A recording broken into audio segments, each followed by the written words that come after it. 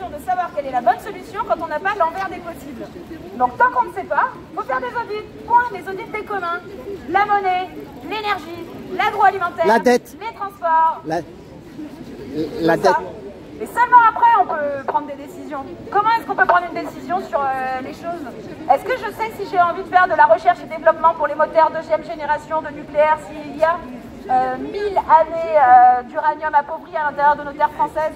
Bon, la question ne se pose plus puisque la France a été morcelée et qu'on a des traîtres à la nation qui ont changé la loi pour ne pas être des traîtres à la nation, qui ont vendu des projets tels que Phoenix, et qui ont été vendus aux États-Unis. On avait 30 ans d'avance. Ça a été vendu à Bill Gates. Bravo les mecs.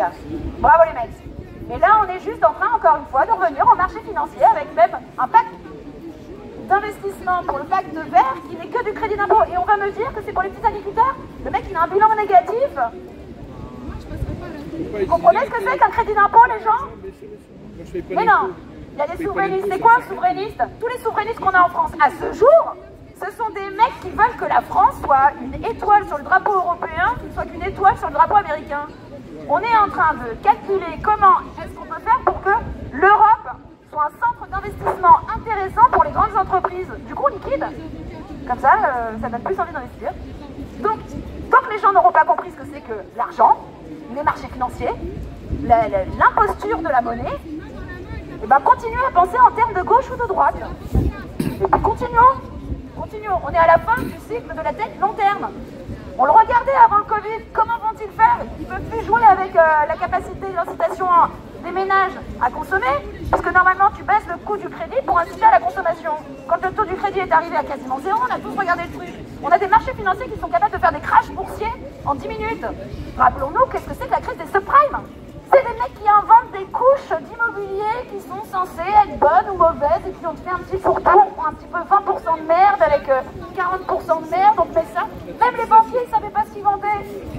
Ouais, non, ils ne savaient pas. On regarde les films Idiocratie, mais on y arrive à Idiocratie. On y est. On a des mecs qui n'ont jamais envoyé un CV de leur vie, ils ne se sont jamais levés pour un employeur. Et ils ont la prétention de savoir ce que c'est que d'envoyer un CV, ils n'ont même pas traversé la rue.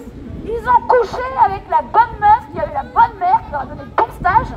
Ensuite, ils ont changé, hein. Chacun fait ce qu'il veut de sa sexualité. Au final, il s'est tapé un mec pour avoir un autre poste. On n'a que ça. Et ensuite, c'est celui qui a le mieux baisé de l'été qui devient le ministre. Vraiment, le mec. Enfin bref.